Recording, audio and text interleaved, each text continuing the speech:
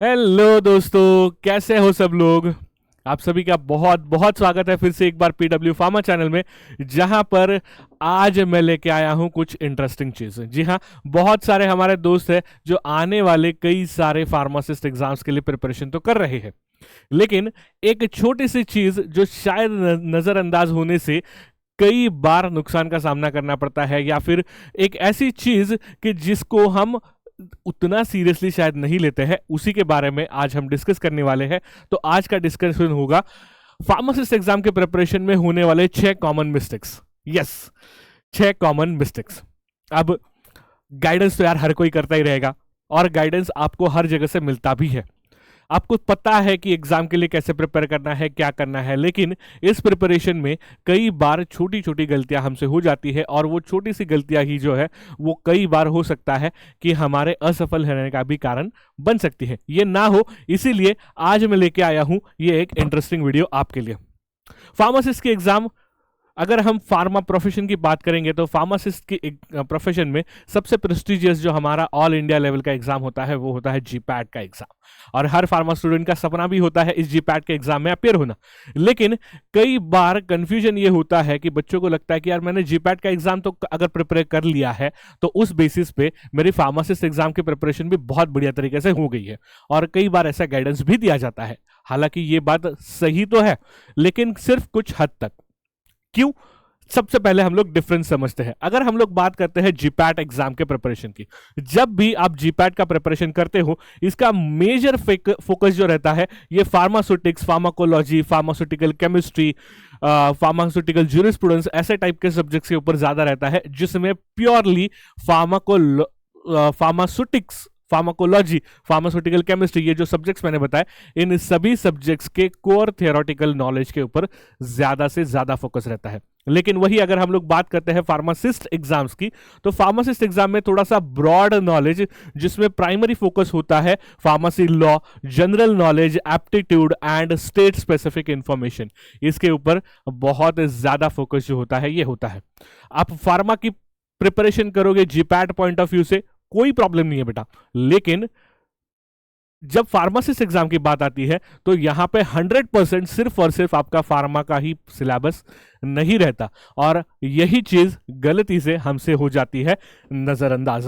तो शुरुआत करते हैं कि कौन सी वो मिस्टेक्स है जिसके ऊपर हमें ज्यादा गौर करने की जरूरत है। सबसे पहली mistake, miss judging the syllabus, जो अभी थोड़ी देर पहले मैं बता रहा था। जीपैट के एग्जाम पॉइंट ऑफ व्यू से अगर सोचते हैं, फाइनल ईयर बी फार्म के बाद में मोस्ट ऑफ द स्टूडेंट्स को जीपैट करना रहता है। अगर जीपैट क्वालिफाई नहीं हुआ, या फिर किसी को जीपैट अपियर नहीं होना है, डायरेक्टली आपका डिसाइडेड है कि मुझे फार्मासिस्ट जॉब के लिए जाना है, फिर चाहे वो डिप्लोमा के बाद में भी आप जा सकते हो, तो इन सारे कंडीशंस में होता यह है कि जीपैट की प्रिपरेशन करने के बाद लोग जो है ये बहुत ज्यादा स्लो डाउन हो जाते हैं कि यार जीपैट की मेरी प्रिपरेशन हो चुकी है तो मेरा डेफिनेटली फार्मासिस्ट एग्जाम का प्रिपरेशन तो बाय डिफॉल्ट हो ही चुका है। बट मेजर डिफरेंसेस क्या क्या आते हैं जीपैट में? जो 5 कोर सब्जेक्ट्स मैंने अभी बताए थे थोड़ी देर पहले, उसके ऊपर थियोरेटिकल और एप्लीकेशन बेस्ड नॉलेज पे सबसे ज्यादा फोकस होता है। वही अगर हम लोग बात करें फार्मासिस्ट एग्जाम की, तो यहां पे फार्मास्यूटिक्स जो सब्जेक्ट होता है इसमें थियोरेटिकल कंसेप्ट, टैबलेट कॉम्प्रेशन, इन सबसे ज्यादा जो फोकस रहता है ये डोसेज फॉर्म, उनका डिस्पेंसिंग, स्टोरेज कंडीशन और मैन्युफैक्चरिंग रिलेटेड जितनी भी क्रिटिकल कंडीशंस होती है, इन सब के ऊपर हमें pharmacist exam point of view से प्रिपरेशन में ज्यादा से ज्यादा फोकस रखना जरूरी होता है। दूसरा होता है फार्मास्यूटिकल केमिस्ट्री, जिसके अंदर हमें बेसिक्स जैसे ड्रग स्टेबिलिटी हो गई, इनकम्पैटिबिलिटी हो गई, इन बेसिस पे जो है ये क्वेश्चंस कई बार रिपीटेडली पूछे जाते हैं।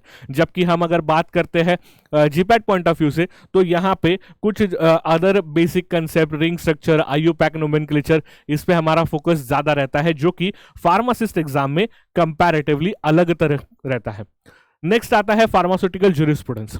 अगर फार्मासिस्ट एग्जाम की प्रिपरेशन की बात करते हैं तो यहां पे फार्मास्यूटिकल ज्यूरिस्प्रूडेंस एक बहुत ही अहम सब्जेक्ट होता है, क्योंकि इसके अंदर हम फार्मासिस्ट के रूल्स, जिसके अंदर ड्रग्स के एक्ट हो सकते हैं, schedule x, schedule H, labelling, और ना जाने जितने भी रेगुलेटरी रिक्वायरमेंट्स हमारी फार्मेसी प्रोफेशन को रेगुलेट करने के लिए रिक्वायर्ड होते हैं, इन सब के बारे में पढ़ते हैं। बट पॉइंट ऑफ व्यू अगर बात करते हैं फार्मासिस्ट एग्जाम में, तो इसके ऊपर आपको सबसे ज्यादा फोकस करना बहुत ज्यादा जरूरी है। और lastly hospital and clinical pharmacy, जो कि अगर मैं बात करूंगा कि अगर हम जीपैट पॉइंट ऑफ व्यू से बात करते हैं तो ये मेजर सब्जेक्ट में बिल्कुल भी नहीं आता, बट फार्मासिस्ट एग्जाम के लिए ये बहुत ही अहम सब्जेक्ट होता है। तो उसके अंदर भी अगर हम लोग बात करेंगे ईएसआईसी, फार्मासिस्ट, रेलवे, सीजीएसएस, इन सब के अंदर जो होता है ये सब्जेक्ट का नॉलेज फार्मासिस्ट के लिए बहुत ही ज्यादा अहम होता है।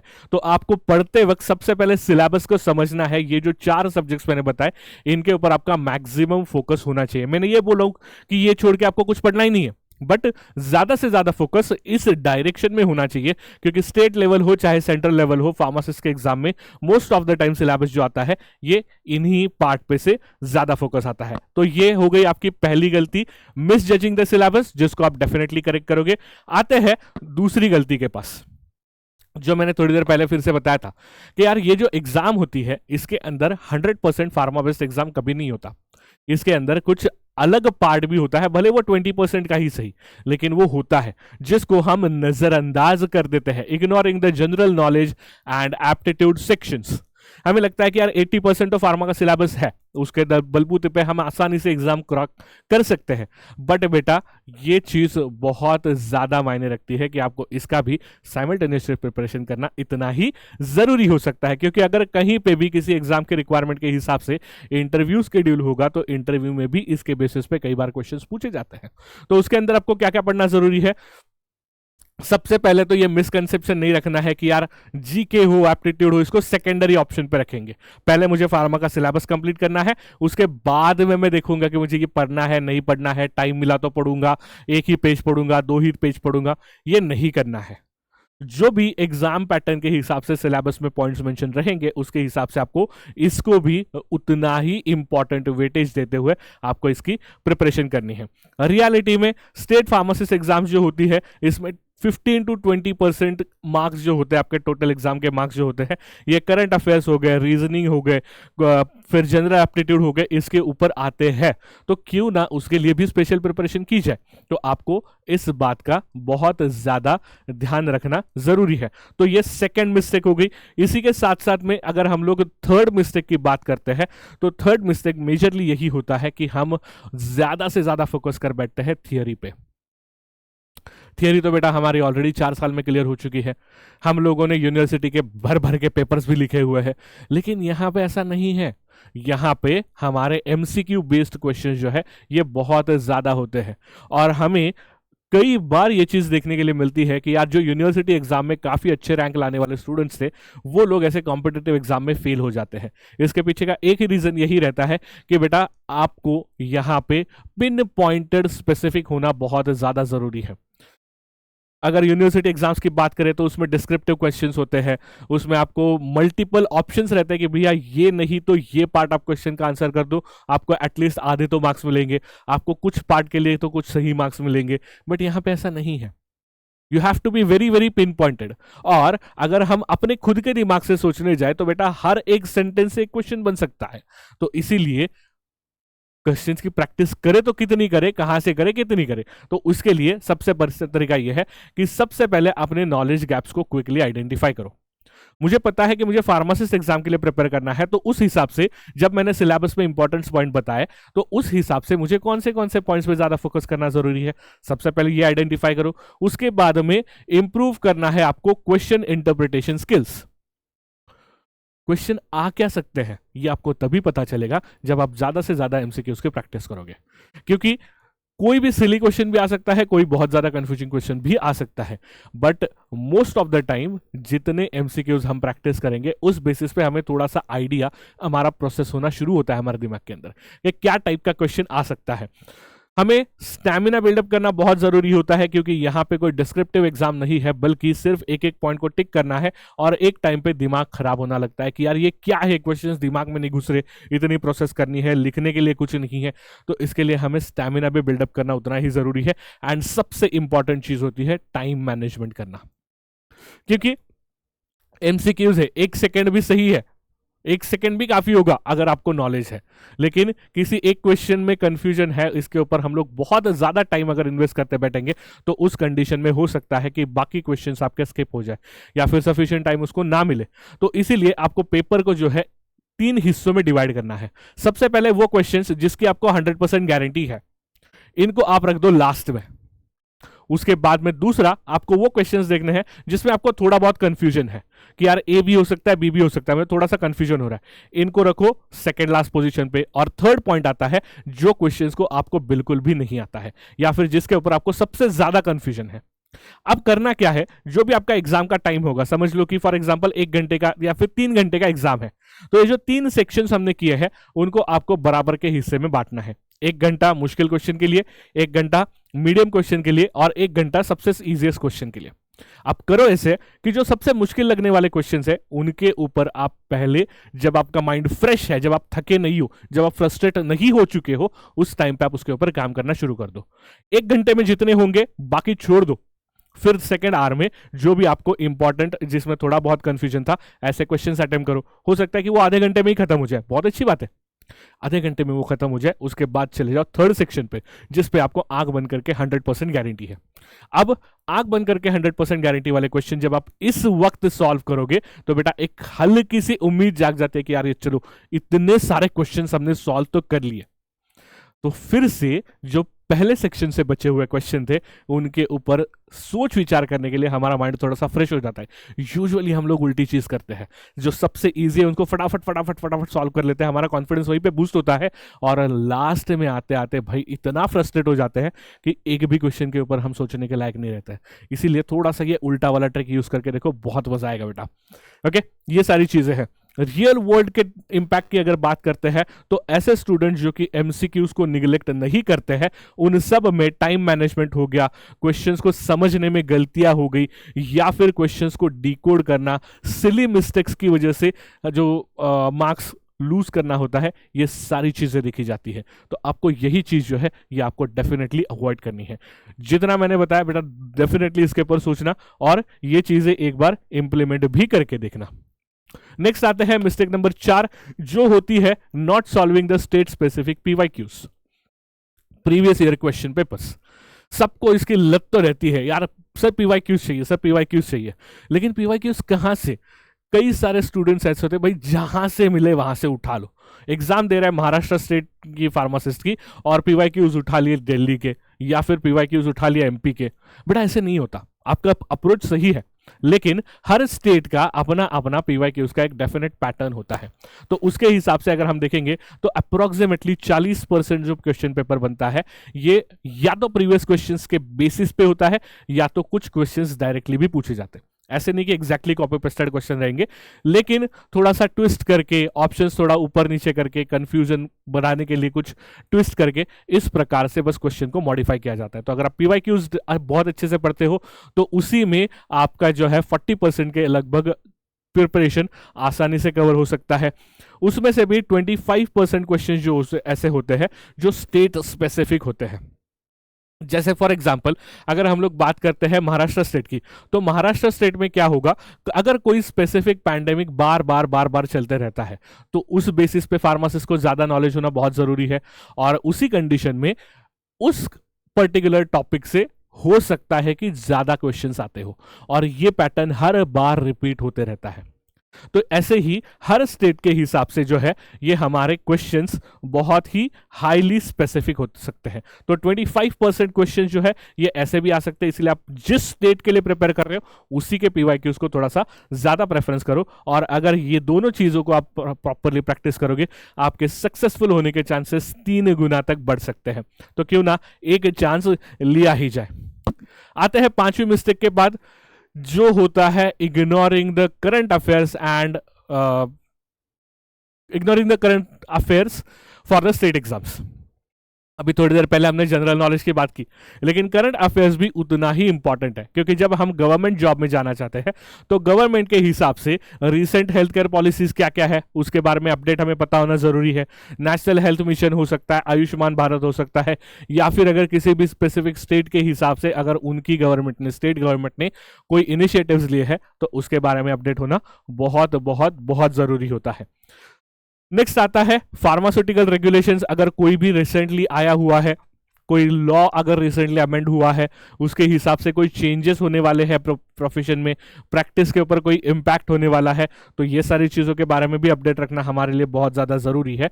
And lastly local drug programmes अगर कहीं पे चल रहे हैं, कहीं पे कोई वैक्सीनेशन प्रोग्राम्स हो रहा है, कोई स्टेट स्पेसिफिक ड्रग की लिस्ट है, या फिर पब्लिक हेल्थ इनिशिएटिव्स अगर किसी स्टेट में लिए जा रहे हैं, तो अगर वो आपके स्टेट से जुड़ा है जिसके एग्जाम आप देना चाहते हो, इन सब के बारे में नॉलेज रखना बहुत बहुत ज़रूरी है बेटा।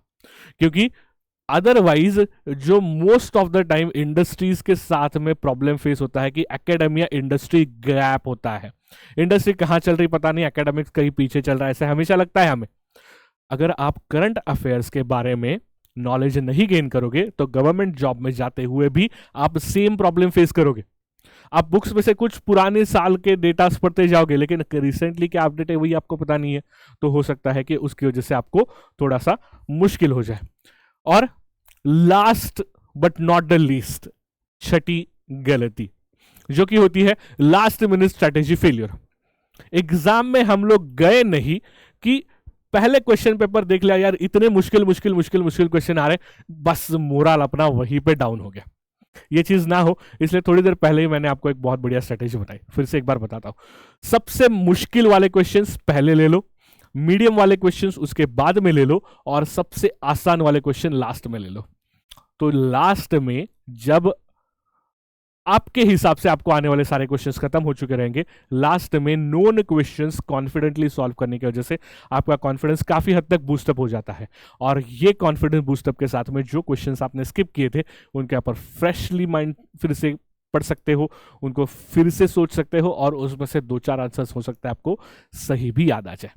तो दो चीजों पे सबसे पहले फोकस करना है, एक तो गलती से भी पैनिक नहीं होना है भले क्वेश्चन पेपर कितना भी मुश्किल हो, और दूसरा टाइम प्रेशर बिल्कुल नहीं लेना है। टाइम मैनेजमेंट पहले से आपके दिमाग में एकदम परफेक्टली फिट होना जरूरी है। अगर टाइमिंग मैनेजमेंट प्रॉपर से हुआ तो आपको उसका भी कोई प्रेशर नहीं आएगा। एंड थर्डली द सक्सेस मंत्रा, अगर हम लोग बात करते हैं कि यार जो बच्चे टाइम कंडीशन के अंदर प्रॉपर एग्जाम के जैसे मॉक टेस्ट में प्रिपरेशन करते हैं तो उनका सक्सेसफुल होने का रेट कई गुना ज्यादा है। तो आपको सिर्फ एमसीक्यूज प्रैक्टिस करनी है क्या? नहीं। सिर्फ थियोरी प्रैक्टिस करनी है क्या? नहीं। सिर्फ पीवाईक्यूज पे ही फोकस रखना है क्या? नहीं। इन सब को प्रॉपरली मैनेज करके मॉक टेस्ट का भी टाइम ड्यूरेशन में स्पेसिफिक टाइम, जैसे आपका एग्जाम रहेगा ठीक उसी प्रकार से जो मॉक टेस्ट रहेगा उसमें प्रैक्टिस करना भी उतना ही ज्यादा जरूरी है। तो दोस्तों ये थी 6 मिस्टेक्स जो कॉमनली की जाती है, हर एक को पता भी होती है, लेकिन उसको उतना इंपॉर्टेंस ना देके हम लोग उसको यूजुअली नजरअंदाज करते हैं। तो एक फाइनल हो जाए कि यार ये मिस्टेक्स को अवॉइड कैसे किया जाए। टाइम टू टाइम तो मैंने बताई है, लेकिन फिर भी समराइज करने के लिए सबसे पहले आपको आपके सिलेबस को एंटायरली मैप करना जरूरी है। फिर चाहे वो फार्मा वाला सिलेबस हो, चाहे वो नॉन फार्मा वाला सिलेबस हो, जो भी आपका टाइम टेबल बनेगा कि भैया मैं टाइमिंग के हिसाब से कैसे पढ़ाई करूंगा, 2 महीने बाद पढ़ाई, 2 महीने बाद एग्जाम है, तो मैं कैसे कैसे पढ़ाई करने जाऊंगा, उस हिसाब से आपको प्रॉपरली वेटेज हो गया, सब्जेक्ट वाइज हो गया, एग्जाम के हिसाब से कौन से टॉपिक्स इंपॉर्टेंट है, इस हिसाब से इसका डिस्ट्रीब्यूशन करना है। दूसरी चीज, थ्योरी के साथ साथ एमसीक्यूज भी प्रैक्टिस करना बहुत जरूरी है। जो भी थियोरेटिकल कंसेप्ट आप पढ़ोगे, जो भी चैप्टर आप पढ़ोगे, उसी के साथ साथ 15 से 20 एमसीक्यूज वहीं पर प्रैक्टिस करना शुरू कर दो, तो परफेक्टली वहीं पे स्टडीज होना शुरू हो जाएगा। फिर आते हैं एनालिसिस ऑफ पीवाईक्यूज, जो अभी बताया कि 40% के आसपास पीवाईक्यूज बेस्ड क्वेश्चंस आ सकते हैं, तो उनका एनालिसिस प्रॉपरली करना। पीवाईक्यू मतलब सिर्फ लास्ट ईयर के नहीं, जितने पिछले साल के हो सकते हैं उतने पीवाईक्यूज कलेक्ट करने की कोशिश करो। उसमें भी एक पैटर्न पता चलता है कि यार ये टॉपिक पे थोड़े ज्यादा क्वेश्चन आते हैं, ये टाइप के क्वेश्चन थोड़े से ज्यादा आते हैं, ये एनालिसिस करो तो आपको थोड़ा सा और ज्यादा गाइडेंस मिलेगा। करंट अफेयर्स को अच्छे से ट्रैक रखना बहुत ज्यादा जरूरी है, क्योंकि वही चीज आपको वहां पे अपडेटेड रखेगी। And finally You have to take the full length mock test in the quiet environment with the strict time limits. ऐसे कि जैसे आप फाइनल एग्जाम ही देने जा रहे हो, एग्जैक्टली वैसे ही एग्जाम्स की आपको मॉक टेस्ट में प्रैक्टिस करवानी है। जितनी ज्यादा प्रैक्टिस करोगे, जितना डेडिकेटेडली आप वहां पे पढ़ाई करोगे, उतने ही आपको टाइम मैनेजमेंट हो गया, आपको फ्रस्ट्रेशन हो गया, या फिर कौन से क्वेश्चन को कितना टाइम डेडिकेट करना है, कितने क्वेश्चन को कौन से कंडीशन पे स्किप करना है, ये सारी चीजें दिमाग में परफेक्टली क्लियर हो जाएगी। तो बेटा ये पॉइंट्स अगर आप इंप्लीमेंट कर दोगे तो मैं गारंटी के साथ कह सकता हूं कि फार्मासिस्ट एग्जाम क्रैक करना आपके लिए बस बाएं हाथ का मैल बन जाएगा। आई होप आप सबको वीडियो तो बहुत अच्छा लगा ही होगा। इसके अलावा भी अगर कोई भी आपके स्पेसिफिक स्टेट फार्मासिस्ट एग्जाम या फिर सेंट्रल फार्मासिस्ट एग्जाम के रिलेटेड कोई भी डाउट्स रहेंगे, कमेंट सेक्शन में जल्दी से पूछना। तब तक के लिए tata bye bye and thank you.